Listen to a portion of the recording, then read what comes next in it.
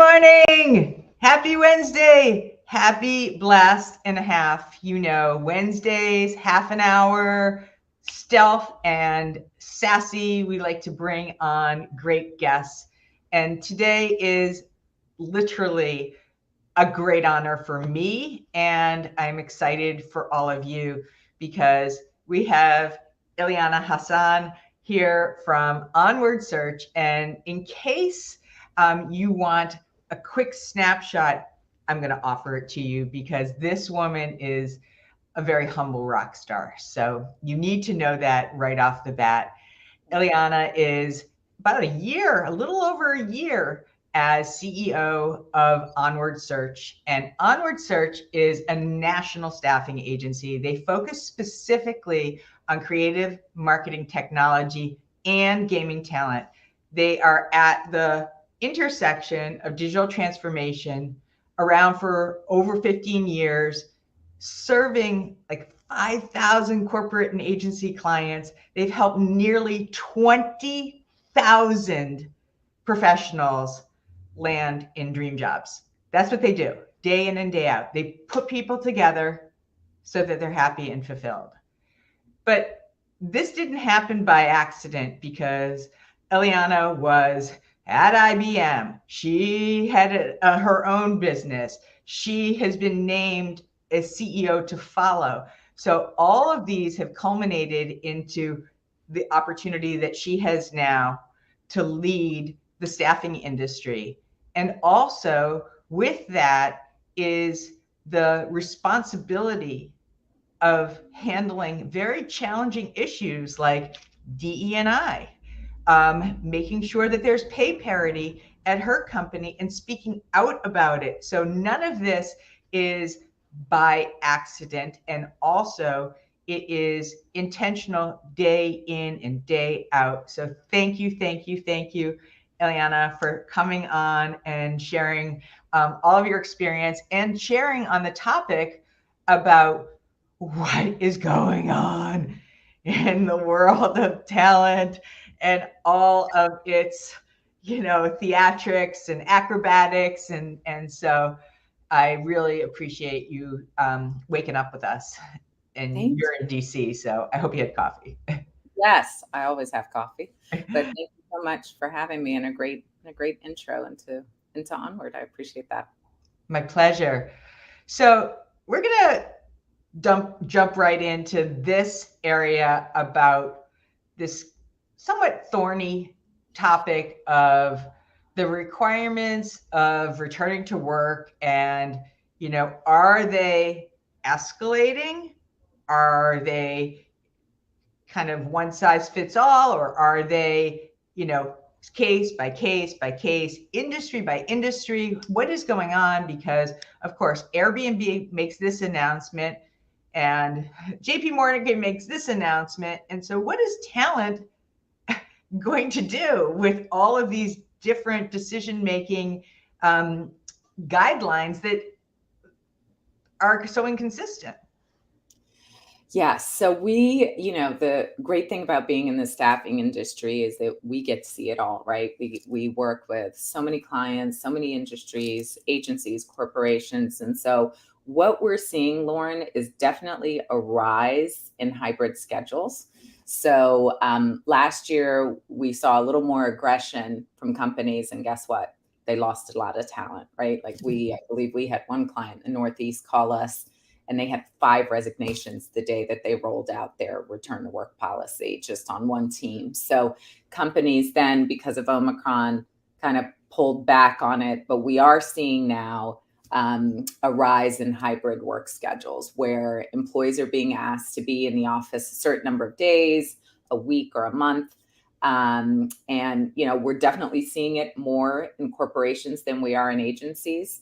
But, it really does depend on so many different factors. So, it was much more prevalent to have on-site or hybrid even through the pandemic, and financial services as an industry where, creatives have been given that flexibility in the agency world before, maybe not to the point that it is now. So, in terms of models, it ranges. It really does range the gamut. But I think that, companies are definitely looking at, how do we bring people back for the positive reasons of having people together, right? Culture and, building trust as a team and having that collaboration. But technology, thanks to COVID, has helped us achieve a remote world from a working perspective. And so right now, talent are really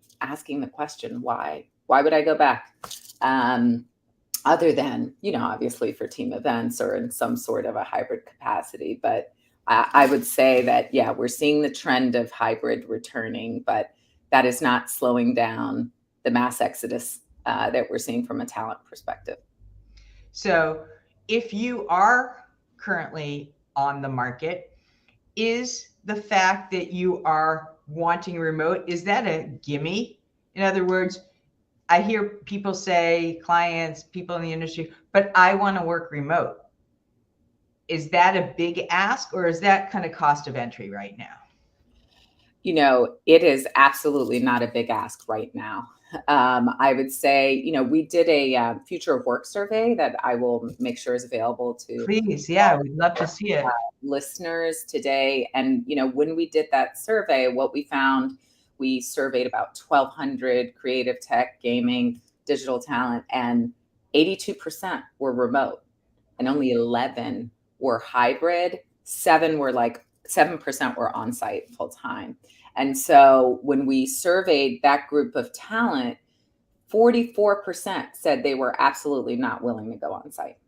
Wow. So why I bring this up too is if you are negotiating your package, if you're speaking to somebody, don't use your negotiation chips to ask for remote, right? Don't, because it's implied, it's more than a reasonable assumption to look at organizations. Yes, of course, there's going to be anomalies, or there are going to be companies that are just not going to.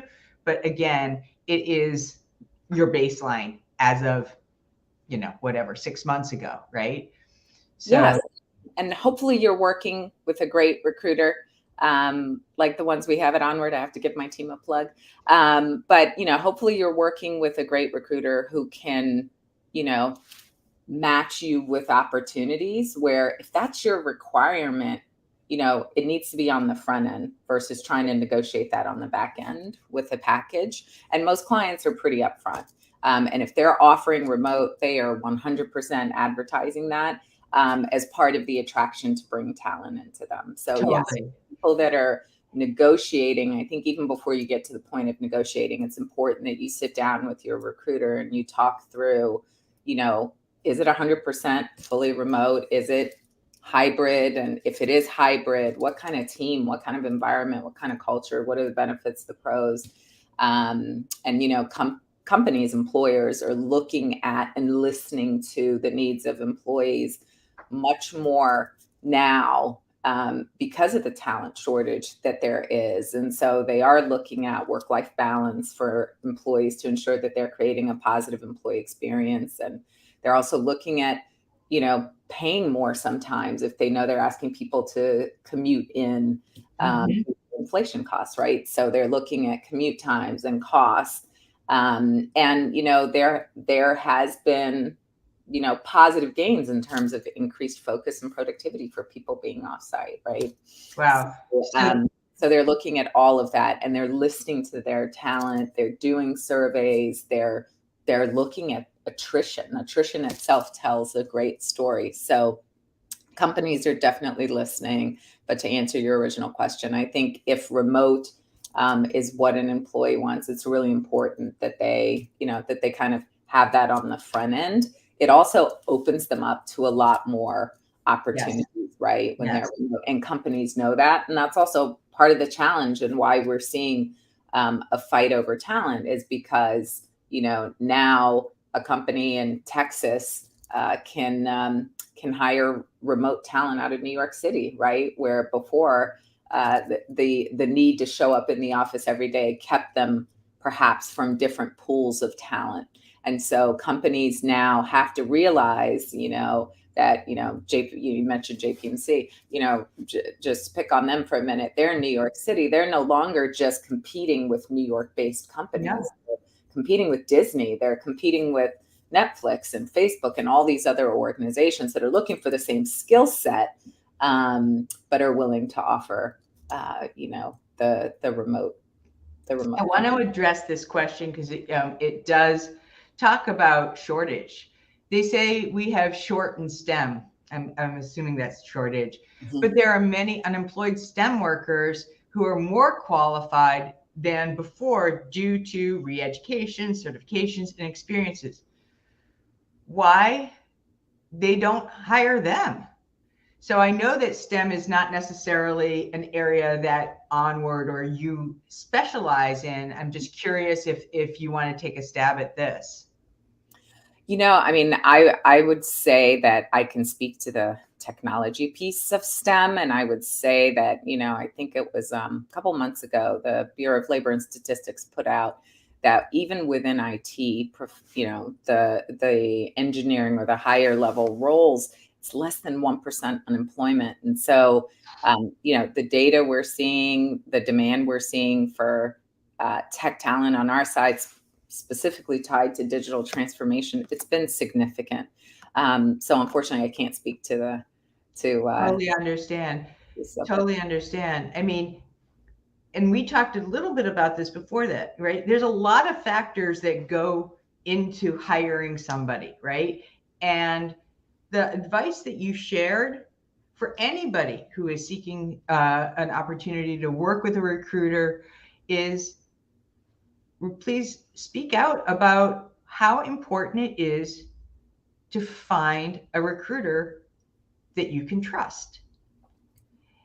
And so this is not just for Onward, right? This is globally. And I would love for you to share, since you really are here, not just as somebody who is speaking out for your organization, but as the industry of recruiting has changed and has become such a high demand opportunity for people to have it as a career rather than have it be a default because they didn't land someplace else. And what you are doing both internally and externally to promote ethics, diversity, trust, allyship, mentorship. I could literally go down a long list of things that you are doing, but speak specifically, please, on some tips and tricks that you want to share with the audience about what they should be looking for when they are working with a recruiter.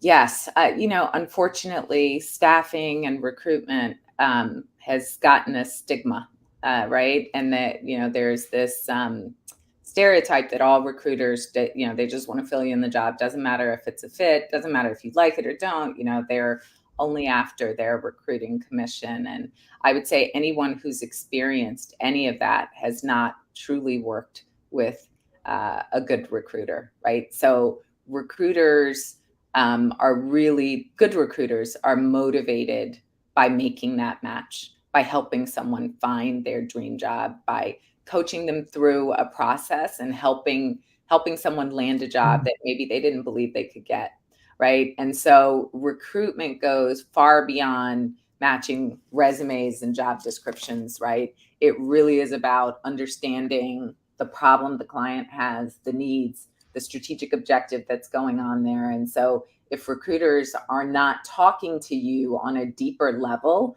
about the organization and, what they're trying to achieve, and that hiring manager and the team and retention of that team, and what maybe some of the people that work there have said about the organization, those are some flags to look out for, right? A good recruiter is always going to do the right thing by the candidate, right? That means if that recruiter needs to talk you through 3 offers and 2 of them aren't offers that are coming from their client, they should still be vested in helping you make the right decision, right? Because doing that is going to create goodwill And that's what we want, right? We want the right people in the right jobs. And so I would say that a great recruiter is a subject matter expert in the space that you're in. They really understand what you do. They know the trends within clients, and they can really be a wealth of information around everything from what you can do to sharpen your skills to, how to tweak your LinkedIn landing page and your resume to achieve better results. So, working with the right recruiter feels like a partnership and a trusted advocate that's working on your behalf. And oftentimes, staffing companies have access and contracts in place for jobs, temp to perm jobs that may not be posted, right, for organizations, and also offer comprehensive benefits, like we do, which would allow you to take on a dream job as a long-term contractor and still have the security of a full-time job through benefits and other things. So that recruiter's going to understand what's important. Is it security or is it opportunity? Is it building your portfolio, or is it just making sure for personal reasons you need to be head down and locked into a full-time job? So ensuring you work with someone that shows integrity, is honest and transparent, and really has an understanding for what you do, and makes the commitment to help you find your dream job, whether or not it's through them. Exactly. So what you also shared, which I think is super important, is that person who is your recruiting partner, that person, it's not just about the one and done. Yes. Ideally, that person will be a resource for you at other times. So if you are feeling strong-armed, or you're feeling, ambivalent about who this person is, know that there's a better solution.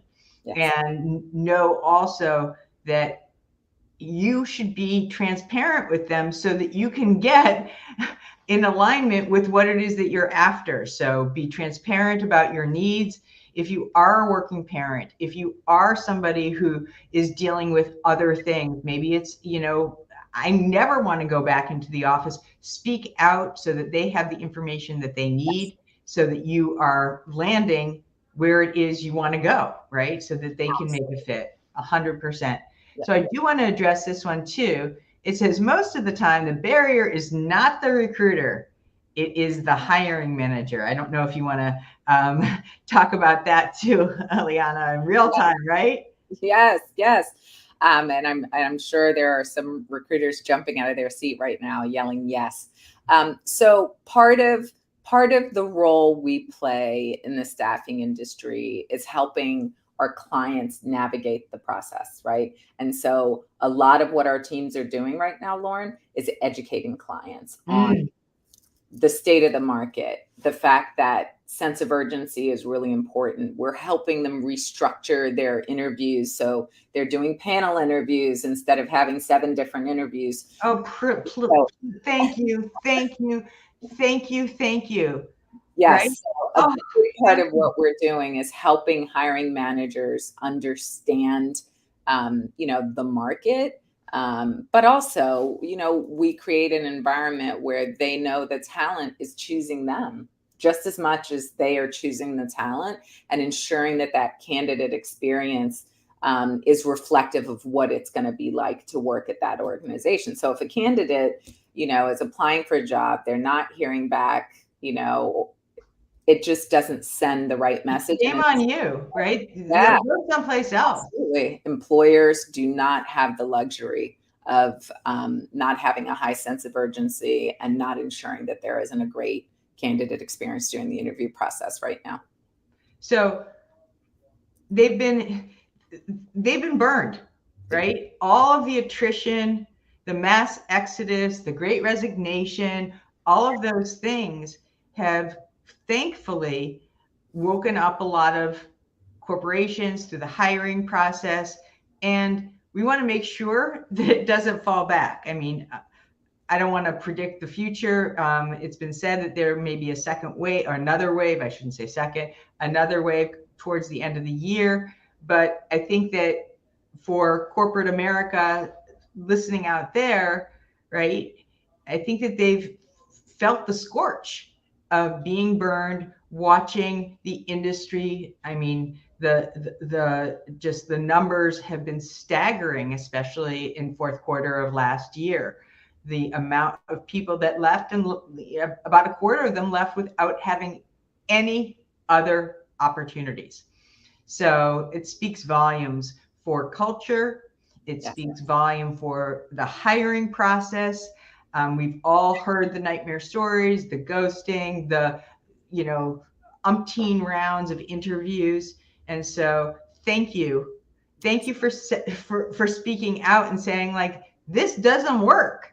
And you are going to lose this candidate because the experience is not in line with all the other competitors that are reaching out to them, number one. And number two, it's just getting them really pissed off, right?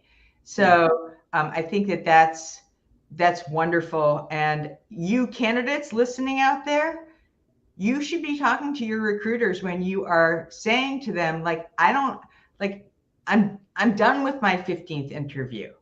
Like that's on you too, to be able to say, I can't go through this anymore because I got all these other opportunities that are available to me. So if you do have competitive offers, many a time you can use that to your advantage and go back to the recruiter and say, hey, by the way, I have this and this behind the scenes, but this is my number one choice. Would we be able to expedite this? So be transparent. Yes, transparent for sure. And again, I think it's really important you get ahead of it. So part of that trust building with that recruiter is that the recruiter knows, even if you are mid-process in the interview process with the client, that, hey, I've been approached about 2 other opportunities. I'm starting an interview process with other clients.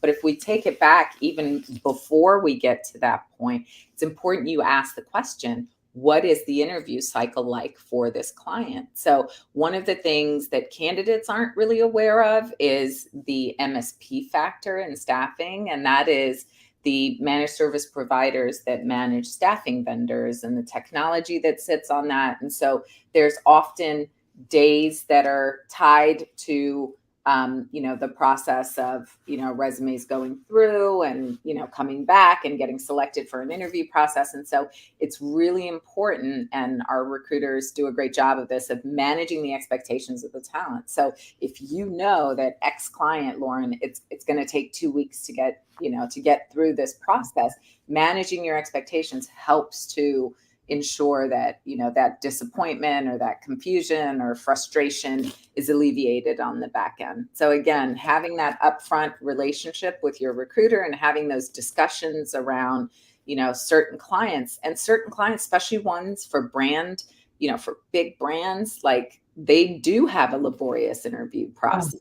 And they are ultra picky, and they want X number of executive creative directors or art directors or product leaders to meet with you. And so knowing that up front, then the candidate will have the opportunity to say, I have these, 3 birds and I don't want to wait.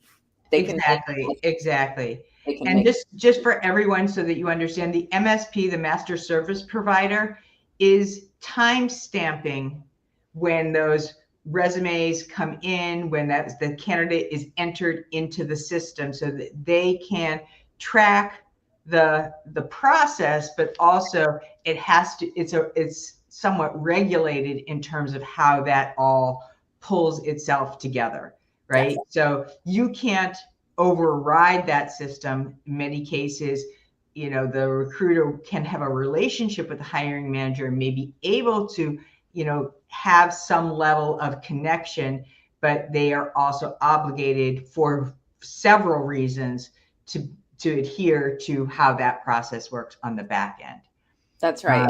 One other thing, Lauren, I'll say about, cutting time out of the process, it's, the debrief that happens post-interview with recruiters is really important. And so for talent, it's important you're not, waiting 2, 3, 4 days to get back to your recruiter around, whether or not you thought it was a good interview, what concerns you had coming out of it. So being available or even presetting that time with your recruiter following your interviews to ensure that you're giving timely feedback, that helps the recruiter, and it also helps to shape the next steps with the client. Or absolutely.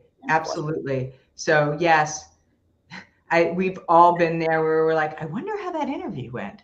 I didn't hear back from so-and-so, even though, as a recruiter, or as even, in my current job, I'm like, I asked them to call me. So make that time, because it's only going to help you. Then they can set expectations. If you're thinking that it was like an amazing interview and you had incredible rapport and were able to really answer those questions with a high level of confidence and aptitude, well, you want to let your recruiter know, because we don't know what's happening behind the scene, but you could be somebody that they really want to accelerate, and that can help them to communicate that back to you. Awesome. I want to touch on this question that we've outlined prior to coming on about, the talk of the Great Resignation, that also to some degree has turned into a little bit of the Great Regret, and how this is going to impact some of the requirements, whether they be with pay parity, whether they be with remote, whether they be with any of the other pieces within the process. Talk to us about the people that decided to resign and are now maybe even long-term unemployed, who have been out of the market for a considerable period of time, and how they can access strategies and work with either an Onward or somebody else to really come back strong. Yeah, I mean, we have certainly seen boomerang talent in terms of, people who are leaving for an opportunity, and, perhaps the benefits of the salary was, the big appeal, and they land somewhere and it's turned out to not be what it is that they wanted it to be. The good news is it's still a hot talent market. So, I think everyone has an opportunity to, to kind of recenter, learn from that mistake or that regret, and identify what are things that you're going to do in the next interview process to screen out for what you didn't like and what you've experienced there. So I would say that's really important. And I can't stress enough that every candidate who interviews is not just selling themselves and their skills and their abilities. It is really important you ask the difficult questions, that you do your homework, and you ensure you're interviewing the company as well for, before taking on an opportunity. But so for those that I would say regret it, leaving on good terms with an existing employer is something that everyone should do, right? Like, make sure you're not breaking your restrictive covenants, or, you're not burning a bridge on the way out, because sometimes you may say, wow, I really didn't know how good I had it until I left. And, there's a good chance in this market, if you left, on good terms, and you had a pleasant experience with your employer, that door may be open, right? But for those that are, perhaps out and unemployed, I think it is important to, connect with a good recruiter, make sure that your resume really highlights not just what you've done, but what the impacts of what you've done. And I think that people often think, as creatives especially, that, they don't take the time to quantify the business impact of the work that they've done, right? So how have you helped the company grow? Have you, increased production, reduced costs, the things that are fundamentally important to organizations, launching products on time that resulted in X. And so ensuring that resumes, LinkedIn, aren't just fluffy, but actually have the quantitative substance of what your impact has been in organizations. I would say that that's really important in getting yourself back on your feet. So I want to I want to ask this. I want to poke the bear a little bit. You said ask the hard questions. What would be your favorite or one of your favorite hard questions that somebody who is interviewing a company should ask that they may be reluctant to bring to the table?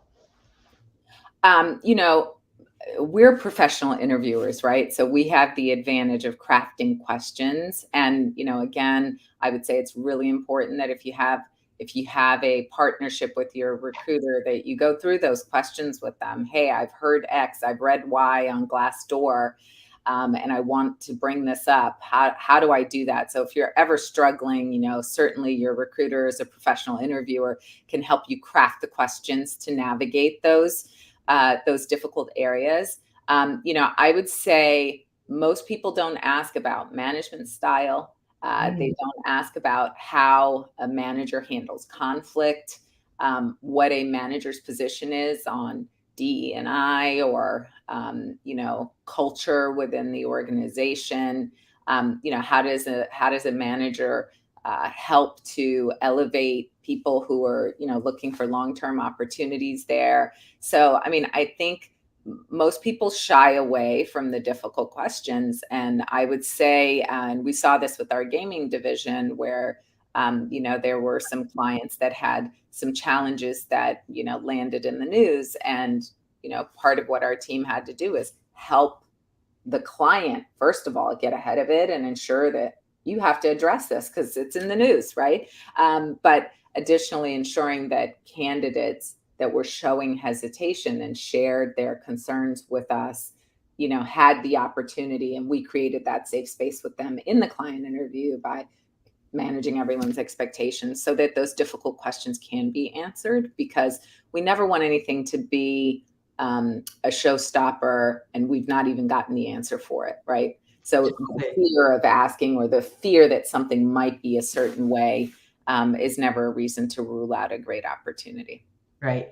I'll just add one caveat to that. Don't make that question a gotcha. Like, you don't have to burn anybody in the process. Use it as in the spirit of collaboration. You know, please help me understand. I saw this in the news, something that is enabling a collaborative partnership from early on.